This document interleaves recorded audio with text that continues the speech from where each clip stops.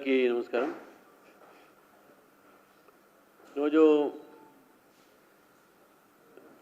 మంత్రి సీతక్క గారు ఒక స్టేట్మెంట్ ఇచ్చారు. భారతీయ జనతా పార్టీ ఈ యొక్క కరాచీ బేకరీకి సంబంధించినటువంటి ఒక బేకరీ పైన దాడి చేసింది అని చెప్పేసి మంత్రి సీతక్క గారిని కోరుతున్నాను, మీరు వెరిఫై చేయండి, వాస్తవాలు తెలుసుకుంది. భారతీయ జనతా పార్టీ మీద అభాండం వేయడం తప్పు.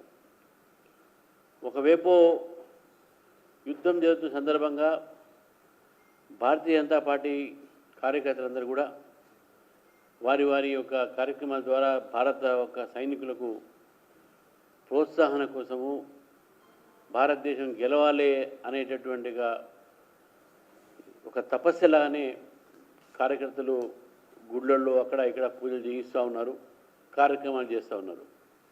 మరి ఈ నేపథ్యంలో ఎవరో కొంతమంది ఒక కరాచీ బేకరీ పైన దాడి చేయడం అనేది ఉందో అది భారతీయ జనతా పార్టీ కూడా ఖండిస్తుంది.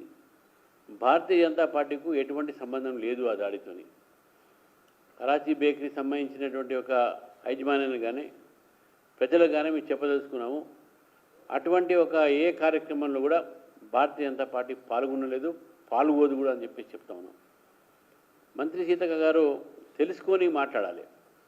ఏదో భారతీయ జనతా పార్టీ మీద ఒక స్టేట్మెంట్ ఇచ్చేయటము, మా మీద బద్నాం చేసే ప్రయత్నం చేయటము, వారు కనీసము దాని యొక్క వెరిఫికేషన్ చేసిన తర్వాత ఇది కరెక్టా కాదని చెప్పాలి. కానీ భారతీయ జనతా పార్టీ ఈరోజు కూడా చెప్తుంది, మాకు ఎటువంటి ఒక ఈ ఇళ్ళమైన కానీ దుకాణాలపైన కానీ దాడి చేసేటటువంటి ఒక అలవాటు లేదు, మేము చేయము. ఈ అలవాటు కాంగ్రెస్ పార్టీది.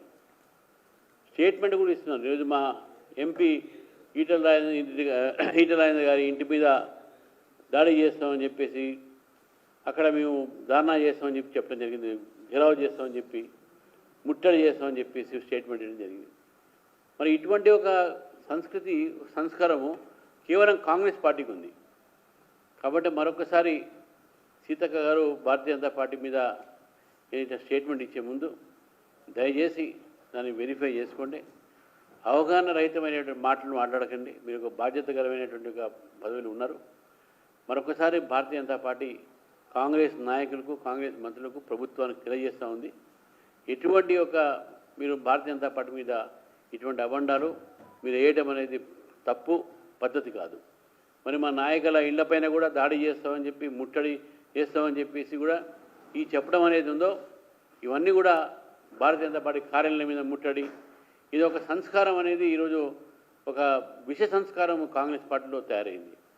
కాబట్టి మరొకసారి కాంగ్రెస్ పార్టీని మేము హెచ్చరిస్తా ఉన్నాం, మీరు భారతీయ జనతా పార్టీ మీద ఏదైనా ఎలిగేషన్స్ పెట్టినా, భారతీయ జనతా పార్టీ యొక్క కార్యాలయం మీద కానీ నాయకుల ఇళ్ల మీద కానీ దాడి కానీ ముట్టడి కానీ చేస్తే మాత్రం భారతీయ జనతా పార్టీ ఊరుకోదు, దీన్ని సహించేది లేదని చెప్పేసి కూడా మీ ద్వారా తెలియజేస్తా ఉన్నాను.